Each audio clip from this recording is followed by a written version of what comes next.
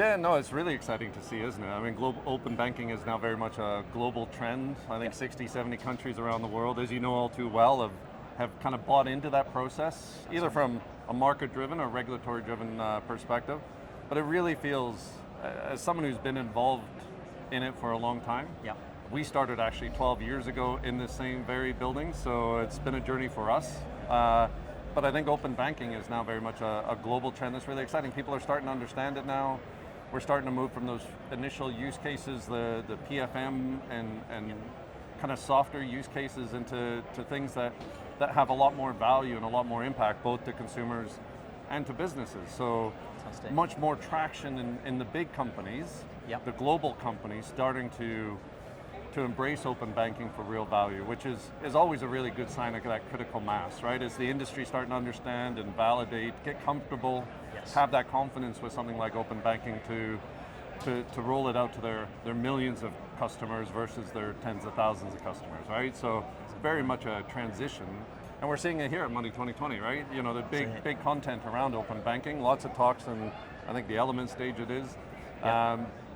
And a lot of conversations around how we can use this to really drive forward today and solve some of these pains that still exist. And you mentioned briefly around use cases before. I mean, here in the UK over the last 5 years, I know there are a number of use cases around the world as well. Is there any that particularly kind of, jump out at you that are kind of, there that needs to be highlighted today? Absolutely. I'm a bit biased because we focus on credit and risk. Yes. But the reason why we focus on that is having seen hundreds of use cases ourselves.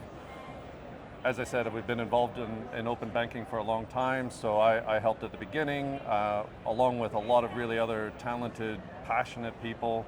We built one of the first apps in the UK, or the first app using open banking with Clydesdale Bank at the time, Virgin Money now, and we've seen it grow up over the last 5-8 years, I guess now, right?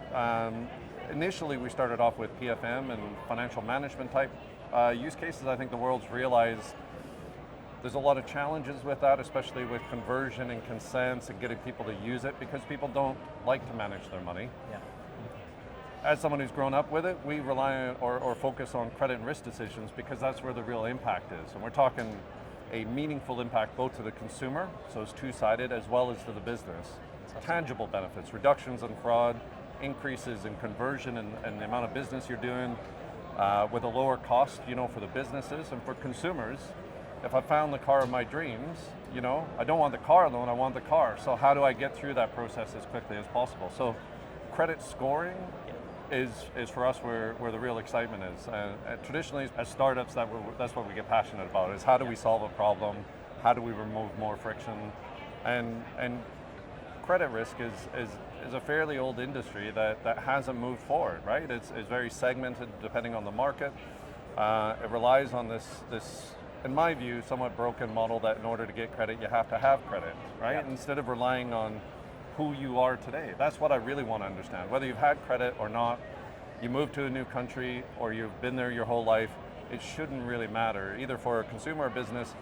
How do we help a lender understand who you are today, information about you, and whether you'll default or you're not, or you're good, your financial health is great, your future cash flow is strong, how you manage your money is consistent. These are all indicators that help create that value for lenders, especially in today's economy as well, right? Let's be honest, it's a bit chaotic out there, and the need to make more accurate decisions right now is more needed than it ever has been, because there's more volatility in the market.